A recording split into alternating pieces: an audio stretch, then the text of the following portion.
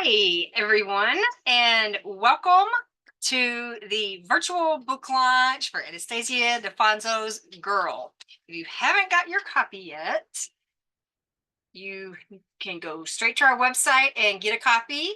Or if you live near Anastasia, I'm sure she would be happy to sign a copy for you, which is cooler as a signed copy, obviously.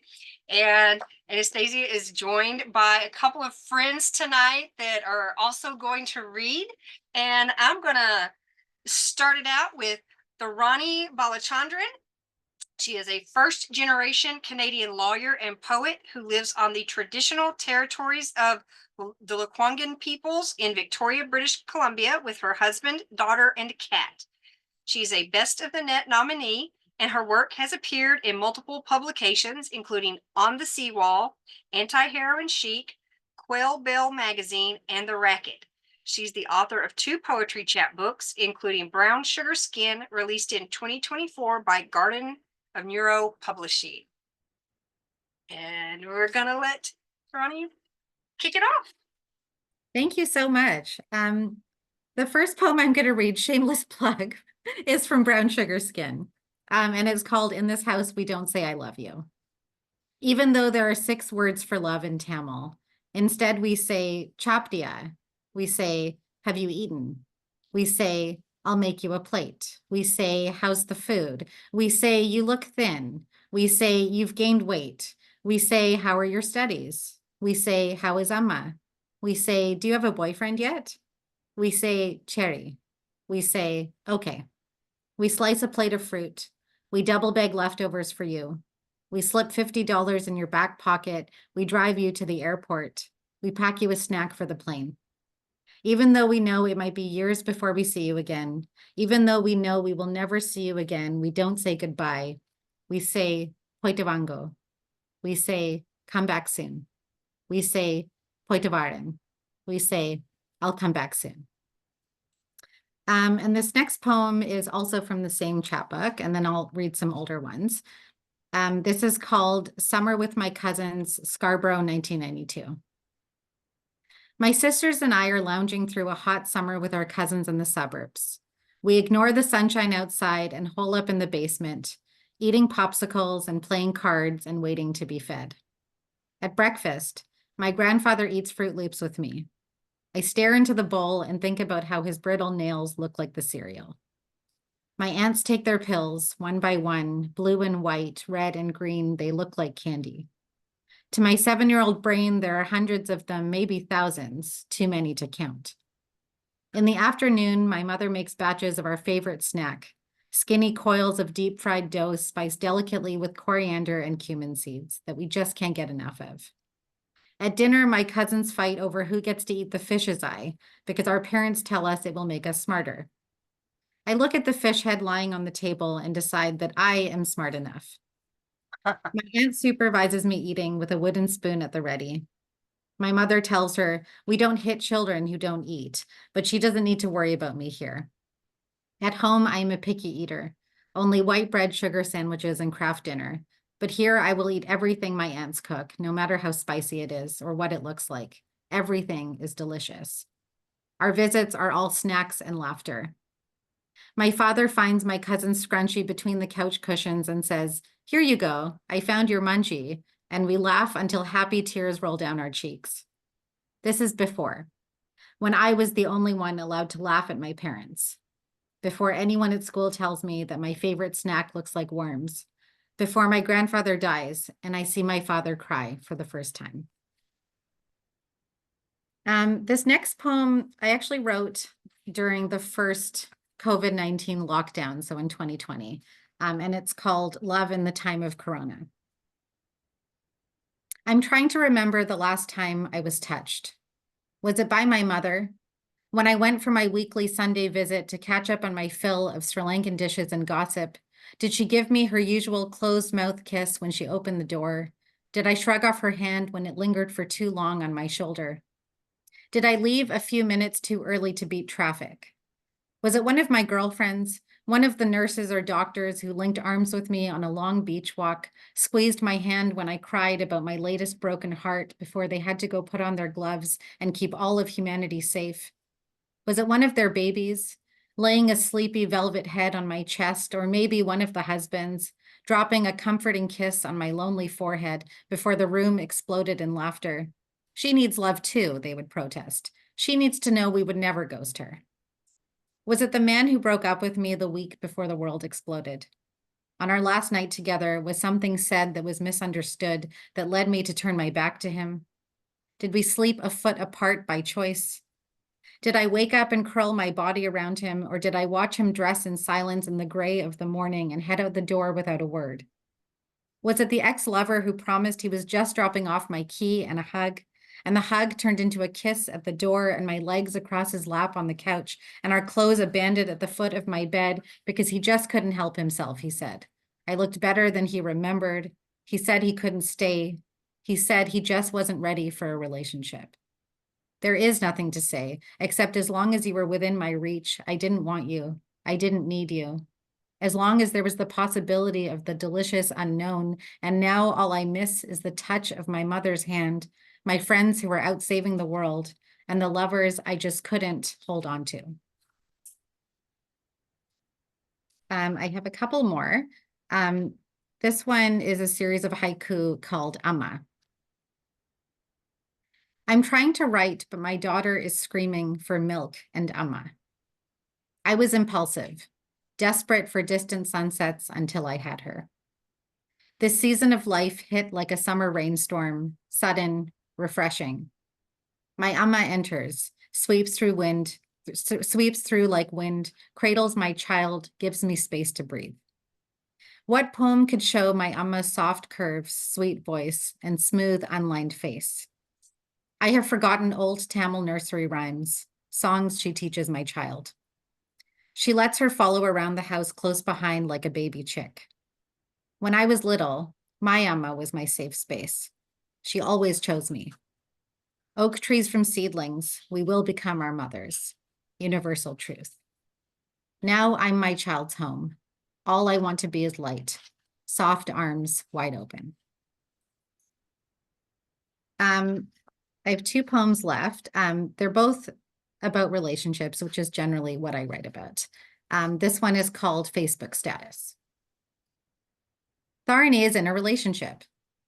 Tharani has the best boyfriend in the world. Tharani and her boyfriend are excited to move into their new place. Tharani's boyfriend did all the unpacking because he's the best. Tharani's boyfriend found a picture of Tharani's ex-boyfriend in a forgotten photo album in one of the boxes. Tharani's boyfriend ripped the photo to shreds, and now you can't tell whose smile belongs to who. Tharani's boyfriend says that Tharani is a slut. Tharani's boyfriend says that Tharani makes Mother Teresa look like a whore. Tharani's boyfriend brought his coworker home last night. Tharani's boyfriend swears nothing happened, but Tharani woke up to a woman sleeping on the couch in Tharani's boyfriend's boxers with a hot pink bra in the middle of the room. Tharani tiptoed around the bra and rage cleaned the apartment. Tharani's boyfriend told her she was being a bad host. Tharani's boyfriend thinks that Tharani is complicated. Tharani's relationship status is, it's complicated. Tharani told her boyfriend she needs time to think. Tharani's boyfriend told her to take all the time in the world and apologize for apparently being the worst boyfriend in the world. Tharani spent the weekend at her parents' house. Tharani's mom didn't say, I told you so. Tharani's mom asked if Tharani is feeling trapped, and Tharani kept her trapdoor mouth shut and swallowed the wild birds trying to escape from her mouth. That night, Tharani dreamt that she was a wild bird soaring over the Pacific Ocean. Right when her wings dipped into the water, Tharani woke up feeling freer than she had in months. Tharani is single. And I wrote this last poem for my husband. It's called Forms of Love, and it's after Kim Adenazio. I love that you love doing crosswords, except the one you did while I was in labor. I love the way you clean the bathroom. I love you even though you can be a sore loser when we play Scrabble. I love your smoothies. I'd love it if you would stop cooking fish on hot days, but I love that you always remember to run the fan. I love you sober. I love when you do yoga in the living room. I love your laugh lines. I love your nose. I love you more. I love you more than peanut butter and jam. I love that you hate country music too. I love the British accent you always use to read bedtime stories to our daughter. I'd say I'll love you until we're old and gray, but we already are. I love you as subtly as a Christmas vest that lights up. I love the way you tied my shoes when I was pregnant. I'd love you even without the marriage certificate. I love you even when you're hogging the covers. I love you as much as Ricky loved Lucy. I love your red hair. The first time we met, I didn't know you at all, but I thought, now there is someone I could really, really love. That's all from me. Thank you so much. Please drop in the chat where we can purchase Brown Skin Girl and run to the chat, grab the link and go buy a copy. So, all right. Next up, we have Ali Acevedo. She is a poet based in Lawrence, Kansas. She's been published by Gnashing Teeth Publishing, Frontier Poetry, Anti-Heroin Chic, Ink and Marrow, and other publications. When not writing, Ali is likely curled up with a good book. And we're going to turn it over to Ali now. Thank you. This poem is called In Favor of My Desires after Kim Adonzia. I butchered that, but bring me a raspberry lemonade in the crispiest of bacon. The closer to burnt, the better. I want all the clingy cats in the city sleeping in my bed tonight, or new silk white sheets will do. Give me a bowl of indica with a bowl of fruity pebbles. I like my mind weightless after a long day. And oh, the birds. Let all of them build their nests on my deck. I will guard their eggs as if they were my kin. Give mama bird some rest. Play all the reality dating shows on a loop. I know they never end up together, but let me cry. Let me believe for a second that they will make it. And when I cry, let the water bubble down my cheeks until it waters the collar on my shirt. It probably needed washed anyway. I am a lump in the throat, the wrong meal that you refused to tell the waiter they served you, the shopping bags left in your trunk that you bring in when your husband is asleep. Spent so much time concerned with the opinions of others, I sacrificed all the desires my dreams paint. So give me the longest of showers, the permission to not smile at everyone walking on the street. I want the world to beckon at my snap, which reminds me, why isn't my lemonade here yet? Thank you. Just want to say it's great to be here with you guys tonight. I'm so grateful for Gnashing Teeth to be hosting this, and also the fact that Anastasia asked me to be one of the openers tonight. It's an amazing book. If you haven't purchased it, 100%, go do that. But this next poem is called It Was Midnight in Michigan.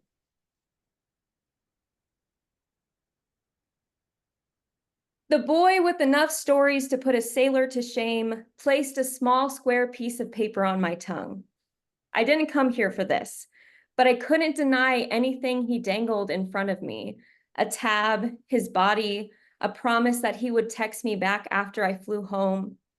When it hit, I was on the toilet watching fairies fly around. I couldn't remember how to control my body until he said my name through the door. When I laid down, I watched skulls float, made peace with death, curled my body into a fetus. He, my womb, awaited a new birth. But he was on more tabs than me. His arms might as well have been rope, but I clung to them, draped them over my body like a sash, whispered, "We are such bad poets." And we were then, orchestrating words we couldn't keep, looking up at the sky when we talked because we were too nervous to look at each other in the face, buying plane tickets just to write a few lines on the back of him. I don't regret him. He told me he loved me in an uncontrollable, unfortunate way. And I told him in the end, I hoped it was him. When the sun began to rise, we went to the basement to hide from it, found our friend talking to a brick wall. We sat in a circle and turned on the radio, and the Mushroom Man poster on the wall sang to me, "Look at the stars, look how they shine for you." And then the instrumental hit, And with it, the feeling of never wanting to leave this house. 3 months before this night, I had switched schools because I was suicidal, had taken so many substances, I applied to be in the White Lighter Club, but that night saved me. That boy looked at me through his Jimi Hendrix sunglasses like I was a galaxy's dream, my body a supernova. I lived as a star for a mere 12 hours. I don't know that boy in Michigan anymore.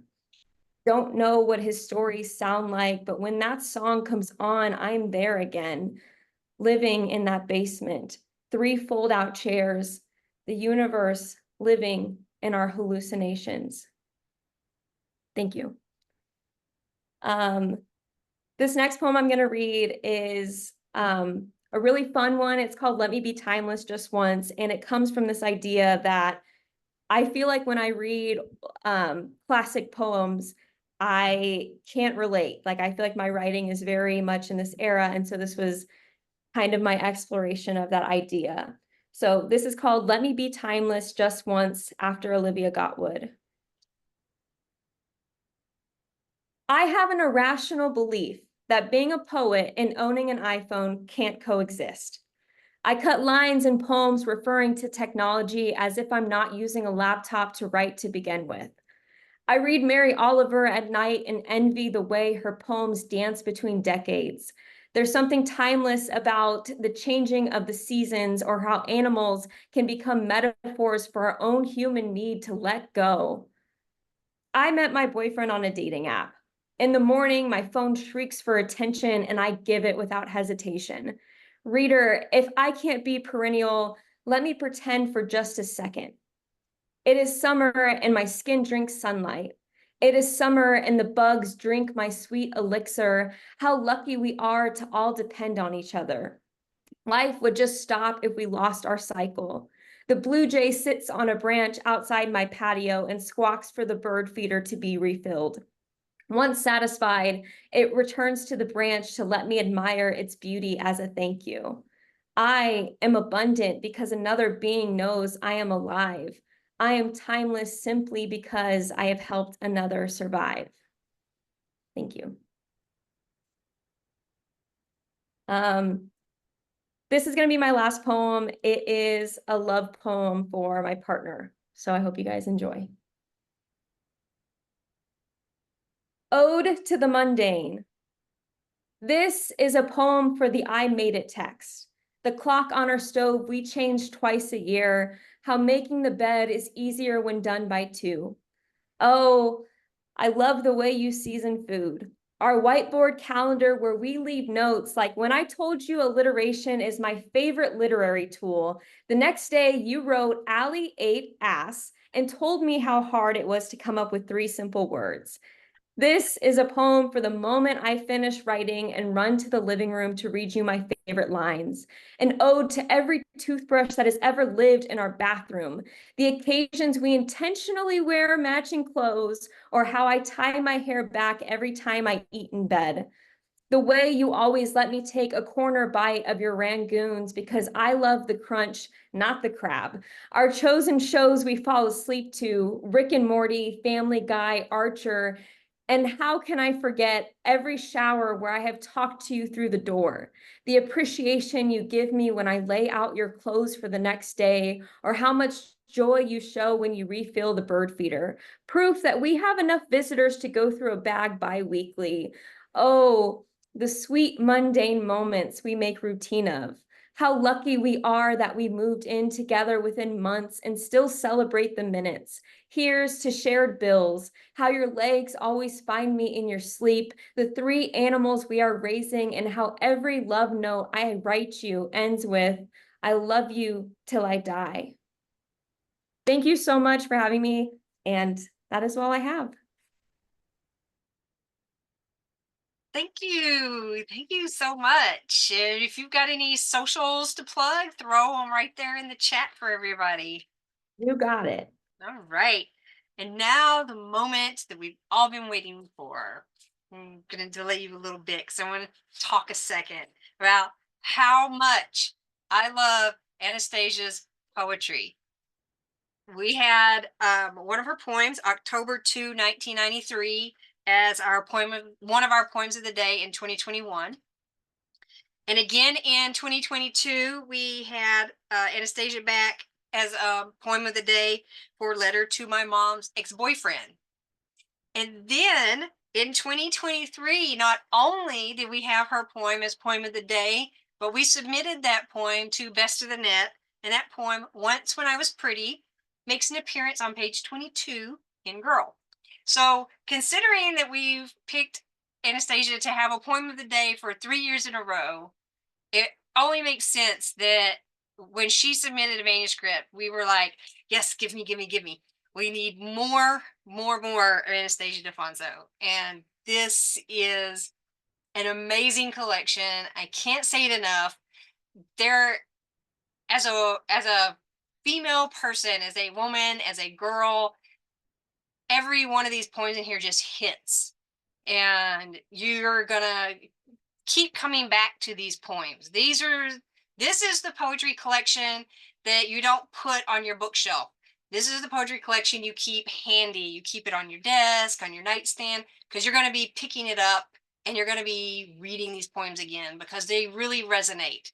And I couldn't be more thrilled to introduce Anastasia DiFonzo.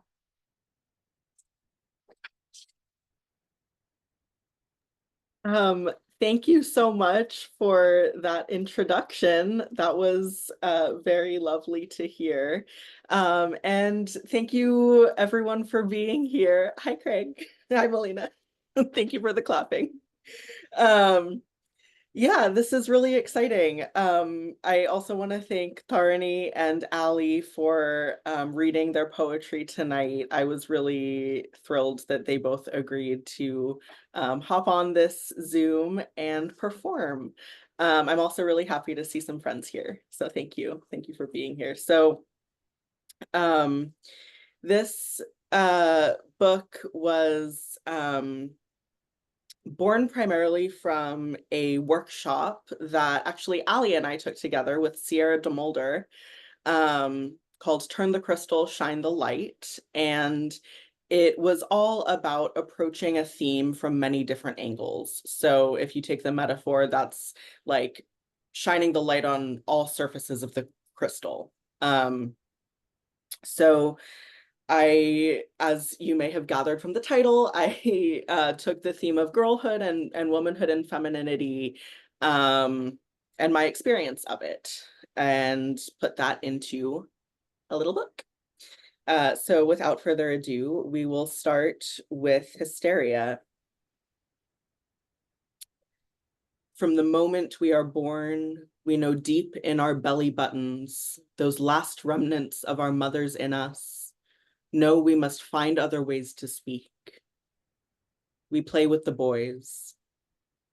They don't know why they hate us, only that we sound like their mothers, which they've learned are shrill, nagging, and irrelevant. We embody this, proud at least to have an identity.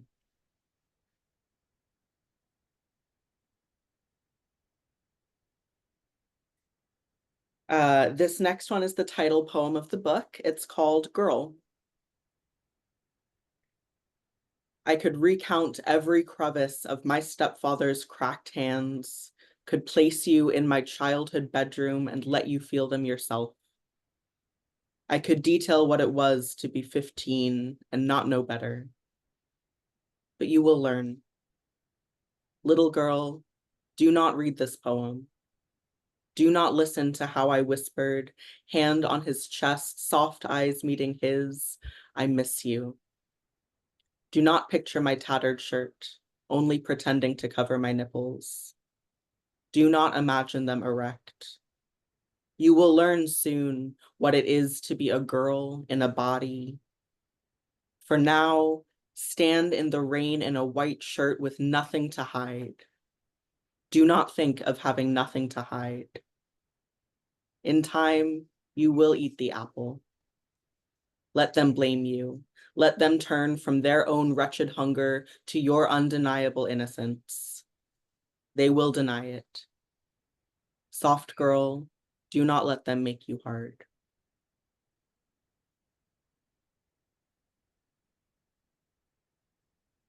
Thank you. So this next one is one of two poems in this book that takes the subject of shame and personifies it as an object. This was one of the prompts from Sierra de Mulder's workshop. So shout out to her and also Allie, who took that workshop with me. This is shame as a front-facing camera. Her lips part, corners wilted to a pout that wants to say, I don't care, but everyone knows only anxious girls play it cool. Her eyelids drop, weighed down by a deep gray fuck off.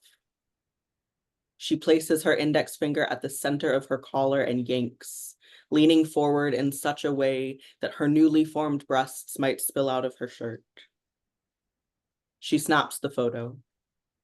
I watch as she learns what I already know. The weight of her past rests beneath her chin.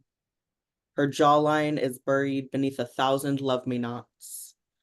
A good girl bathed in generations of dirty secrets, held so close they've become her. How they betray her now. At 7, she lied to her teacher, said she still waded through grief's murky waters, still woke each morning expecting her father's fist to land on someone, anyone, and learned of death all over again when it didn't. The truth is her body ached from swallowing so much. She wanted to go home, wondered if that is not enough to be excused from this life. She gazes back into her own shadowed eyes and cradles her breath like a mother cradles her newborn. What if I die too? She asks, as if I can stop her, as if I even exist.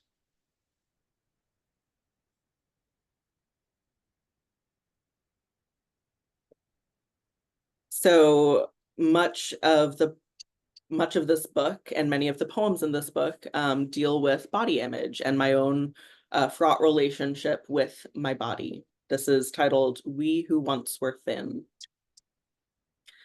Don't recognize the ankle that does not fit in the lace-up shoe.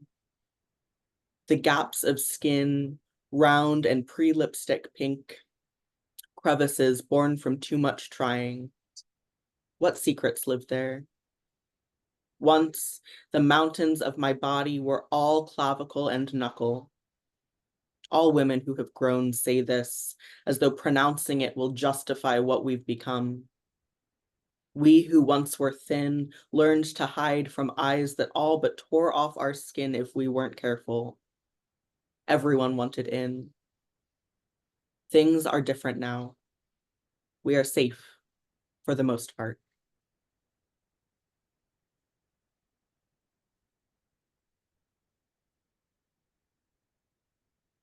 Girls in movies never eat. The camera pans to a plate, empty as the lead girl's stomach, the first night she learned to chuck her dinner down the toilet. We don't see her face, just the rise and fall of her hand on the fork. It's a cinematic trick to make you think that you too can be hospital bed thin and alive. I used to see myself in movies, the arch of my knees the same shape as the girls on the screen, belly tucked into doll-sized clothes. I too have shuffled my fork, smeared sauce on my plate to manipulate the eye into thinking I was full enough to live. The doctors didn't care that I was dying, only that I was just within normal range. Now, I am on the other side of just. Like that, my legs no longer leave that negative space for the perfect arch. Now they grow, filled with sweet butter. I say I'm changed, rehearse self-love in the mirror like the feminist I think I am, eat the burrito and pretend to savor it, but hold a knife to my own throat after each swallow, curse the curves of my belly and the soft sag of my thighs. Girls in movies never eat, and neither do I.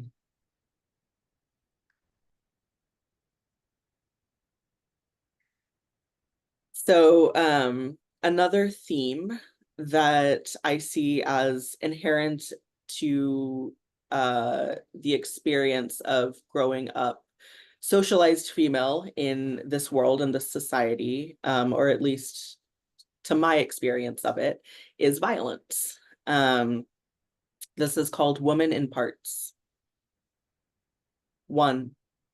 Hearing a gunshot early this morning and thinking how you just told a man on an app the exact corner you live on because he asked, and now you're weighing whether it's safer to cancel your date because he gets mad when girls say no, or go anyway because he said so, and after all, he does know where you live.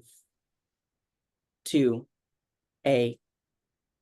Going anyway, in part to buy yourself time, but mostly because he called you enchanting, and it's been 50 pounds since you last felt the heat of a man's hunger. He stares at you as he eats, and you imagine him in bed. No, on the floor, against a wall, anything that is hard and you are soft, the pillow into which he screams. B. Canceling because you know better. Because it's been 10 years since you survived your last death threat and you swore you'd never let a man hold your worth in his fist again. You sleep at 8 p.m. and in the morning, you are alive.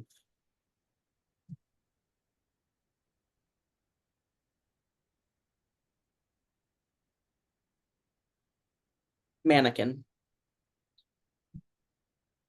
One more squat to a perky ass instead of this jiggling behemoth that spilled my boyfriend's water the last time I tried to turn a corner. I love it, he says, and I'm tempted to fold my identity into the excavated blubber of my body until I am all cleavage and confidence. Should he have loved a protruding ilium, I would have stayed empty and impenetrable as a molded mannequin.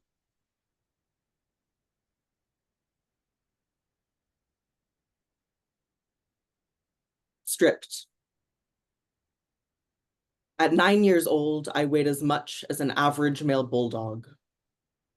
I dressed in khaki pants and an oversized jacket. Grandma said my cheekbones were the most beautiful she'd ever seen, and I cursed my flesh for concealing them. At 26 and the size of a baby hippo, R traced his tongue along my shoulders, teeth brandished as if to tear the skin off my collarbone. I begged him to expose my bones. In this way, I was loved.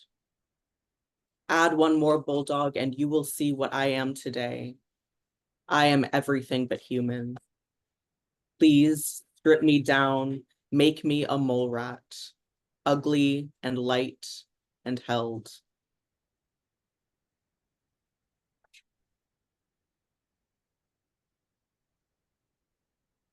So this next one is a found poem. I think many of the people in this call are poets and know what a found poem is, but for those who don't, it takes an original text and extracts snippets from it to make a new poem. So this uses personal messages sent to me several years ago, over 10 years ago, as the original text, and I've created a found poem out of it. This is titled, My Abuser Teaches Me About Myself. You are frustrating. You are afraid of other people. I want to unlock you, but you are empty and incapable. You are a master at guarding yourself against what I'm not sure. You are a cosmic dance, cryptic and exclusive. Your mind is a swimming pool, but your soul is non-Newtonian. You are still unnaturally.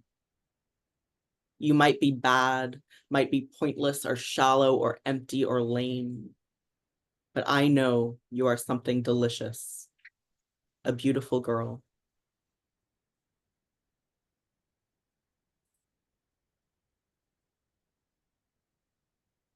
Mirror. I must believe my mother broke the mirror to protect me. that in the middle of the night, she kidnapped it from my room and smashed it into a million tiny reflections to keep me from becoming aware, to say that I did not need to see myself to know myself, that in fact, the fractured light of my body turned to glass could only cut. Even at age 10, I held more depth than sharpness could capture.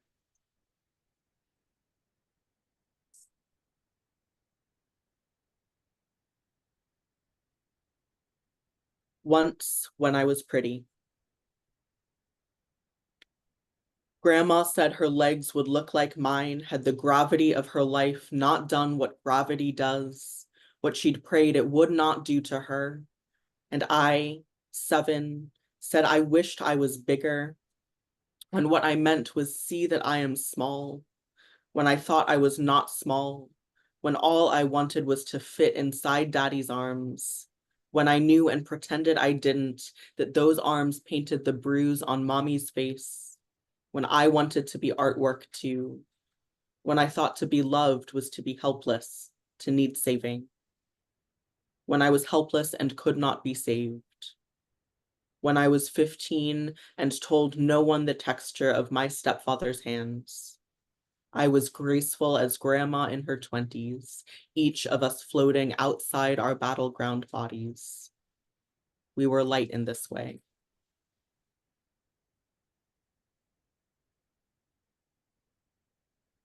This next one is the other poem in this book that takes shame and personifies it as an object. This is Shame as Grandma's Lipstick. She was found in a pool of her own blood, empty jug of vodka tossed for once, just beyond her reach, my imprint smeared around its lip. They said it was kind of an accident, but I know her every move was calculated from the moment she learned to scrape I love you from her own mother's tongue. I painted her lies, desperate attempts to be perceived as anything but herself, made her a woman even she no longer knew.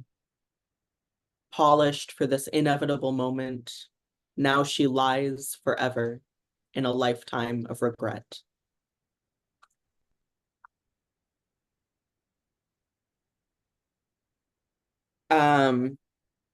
This next one references Jane Eyre. So maybe in the chat, if anyone is a Jane Eyre fan, they can pipe up. This talks about Bertha, who was the secret wife in the attic of Mr. Rochester. This is self-portrait as Bertha Mason. My screams hold more weight than the chains that bind me. Once you saw your future in the depths of my eyes. Your hunger for me was matched only by mine for you. Captor. You thought I would escape my inheritance, but it came for us both in time, and now I am yours. Monster. Animal. It.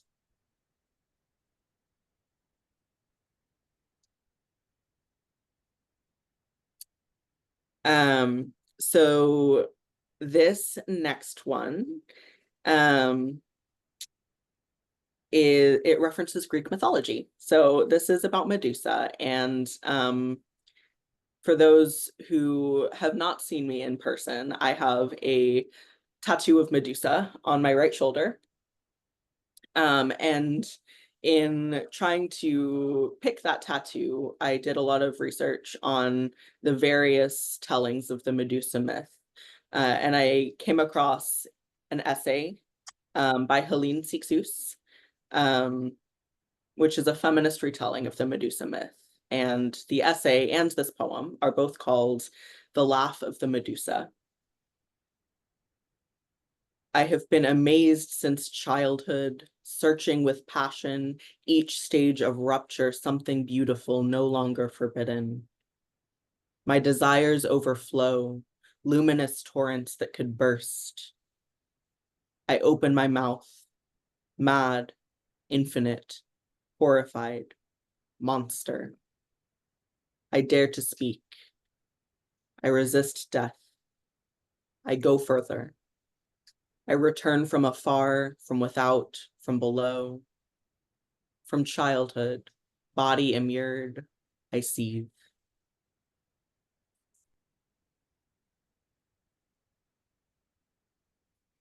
And then this is the last one I'm going to read, and I picked this to close out the reading.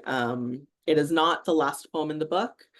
It is, however, a moment of peace with my own body, which, you know, much, as I mentioned before, much of this book deals with a strained relationship with my body. So I wanted to end on a more peaceful note. This is Portrait of My Body as Earth.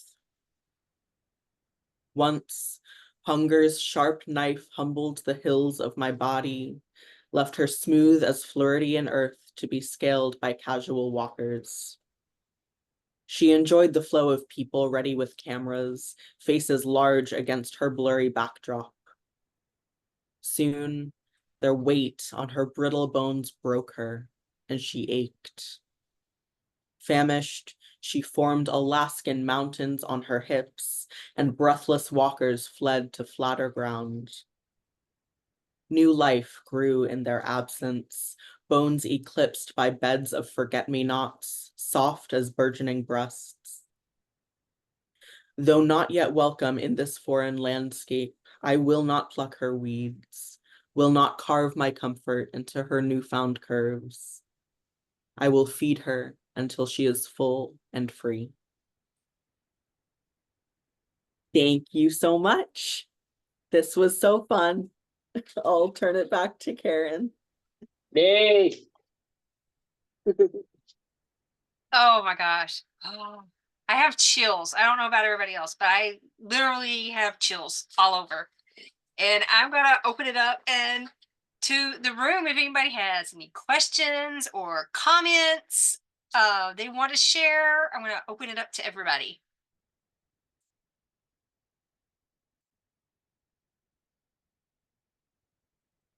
Anybody? Anybody have anything to say? I have a question. Out of all the poems in Girl, which one do you think means the most to you and why? Ooh, that's a good question. I think the first one that comes to mind is Shame is Grandma's Lipstick. That could be because my entire mom's side of my family who lives up here came last night unexpectedly and heard that poem, and so it's at the forefront of my mind. But yeah, that one, I mean, I say that one also because in this book I really wanted to focus on coming from a line of women and what that means, and coming from a line of women who all struggled and still some struggle, those of us who are alive still struggle with our bodies and what it means to be feminine in this world. So yeah, that's my immediate answer, is Shame is Grandma's Lipstick. Yeah, thank you for the question.